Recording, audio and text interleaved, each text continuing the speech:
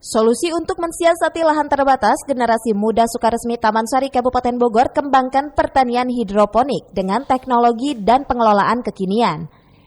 Pemirsa, untuk Anda yang berniat bergelut di profesi petani, sekarang sudah tidak usah memikirkan lagi lahan yang luas, lahan yang besar.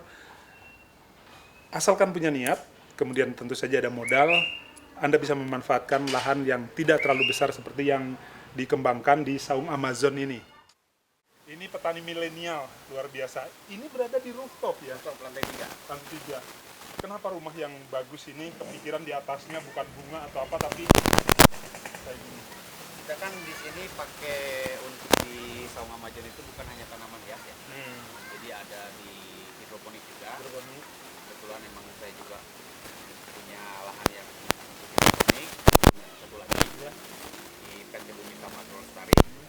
Cuman ya manfaatin aja dah daripada di atas kosong gitu. Kemudian kita juga emang kontrak juga dengan sebuah perusahaan untuk cabai.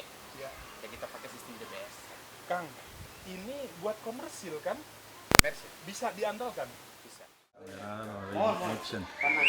Pemirsa, Pak Kepala Desanya, Assalamualaikum Pak. Waalaikumsalam. Ini ternyata berasal dari generasi milenial juga. Pantesan yang direkrut milenial juga. Pak, kita tadi sudah melihat potensi pertanian yang memanfaatkan lahan kecil gitu ya. Di sini ternyata luar biasa, saya tadi ngobrol-ngobrol. Pembinaan dari pihak pemerintah desa seperti apa Pak? Alhamdulillah saat ini saung Amazon tumbuh di desa Sukaresmi. Jadi petani-petani kecil, alhamdulillah perekonomiannya berjalan, tumbuh karena berdirinya adanya saung Amazon di desa Sukaresmi. Terima kasih dan sukses selalu. Mudah-mudahan ini bisa ditularkan ke seluruh masyarakat desa Sukaresmi dan akan tumbuh semakin keren. Dari Taman Sari Kabupaten Bogor, Tim Liputan melaporkan.